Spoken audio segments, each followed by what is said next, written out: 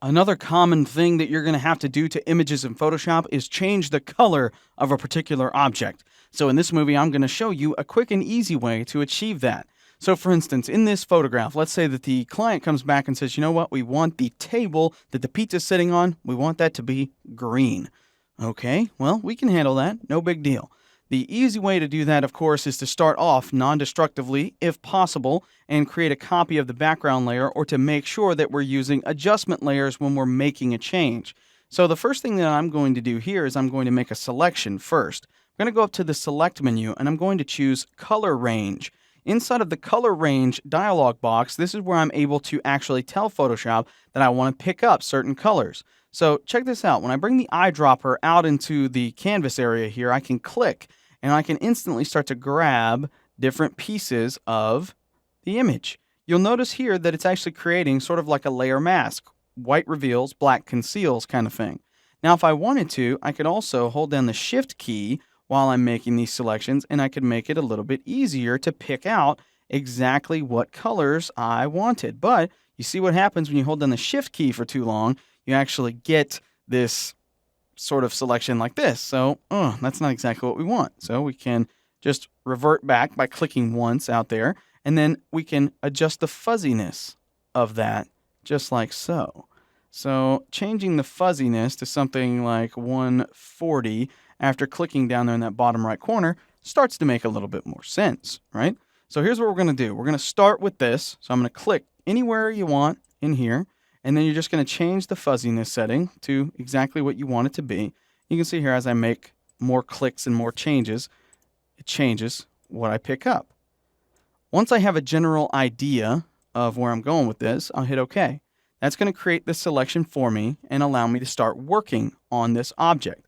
So what I'm going to do now is I'm going to open up the adjustment layer icon and choose hue and saturation. So that's going to give me basically a layer mask to work with, right? And once I do that, I'm going to open up this properties panel and I'm going to change the hue. See how I'm able to do that? And we're going to push this over until we find the green that we're looking for. So about plus 155 is what we're looking for. We'll increase the saturation just a little bit, plus 20 maybe. And then if we want to darken it just a tad, negative 10, something like that. Now, the idea now is to isolate it so it's only on the table, because right now people look like they're growing mold on their hands. The pizza also looks a little moldy and green, and that's never a good thing for a restaurant advertisement. So let's go ahead and try to fix that now. First things first, come over here to your layer mask. That's your gateway to seeing exactly what you need to see here. Hold down the Option key on Mac, the Alt key on PC, and click right there. That's going to give you a hint as to exactly what you need to fix. So first things first, I'm going to make a selection with my lasso tool here. And I'm just going to click somewhere right along the edge of the table. And make sure this follows the contour of the table all the way down, something kind of like that. Go right along the edge of his arm and just select all of this area out here, like so. There we go. And I want to fill that with black. Remember, I'm working on the layer mask, so black conceals. Flip to my black as my foreground color.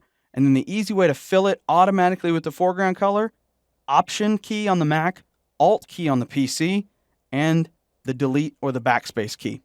So we took care of that. Now let's do the same thing on this side. Let's just follow the contour of the table, which is pretty easy. Just go down something like that. Once we have the general contour of the table, we can really just go fast around the outside. Option Delete, Alt Backspace. There we go. Now we're going to the pizza. Now, how do we make this selection? Well, we could just come out here and start brushing, but it's a lot easier to make a selection. We know how to make selections, though, don't we? So let's turn off, for just a minute, the visibility of this layer completely. Okay? So just turn off that visibility of that layer completely and start working on our background layer. Grab the Quick Selection tool, and let's go through here and make a selection of the hands. Come through and grab some more of the pizza. Again, very careful not to pick up the red in the table. There we go. Now I got a little bit of the dark down here, but that's easily fixed. The shadows, we can easily fix that later on. So we'll just go ahead and keep working with our selection here. There we go. There we go. Make sure no dancing ants inside. And we'll select all of that as well. Okay, now we have a general selection made, right? Let's go to Refine Edge. There it is on a white background, but I want this on a dark background because it's going to be easier to see. All right, so now we're going to go through here, just kind of around the hands. There we go, just like so. All right, once we get that done, now we're inside of here. Now it's time to refine the edge, right? So we're just going to grab this, start going around different areas, making sure that it blends in well. There we go. Go around here like that. It knows not to pick up the red if it can help it. All right, so there we go. Pretty decent selection, I think. And so once we're finished with that, we'll hit OK. So now we have a good selection of the inside of this, right? Let's turn back on our layer. And then on our layer here, Option or Alt click, and let's fill this with black. That's going to hide the effects of the mask. Okay, now we have this selection made, right? We're going to inverse this selection. So select, inverse. It's going to select everything outside of it. And now, while I'm painting, let's paint with white. Grab my brush tool, increase the size of my brush. Whoops, painted with black. Need to reverse that. There we go. And you can see here, certain areas of it are going to be affected inside of that mask because of that semi-transparency that we have.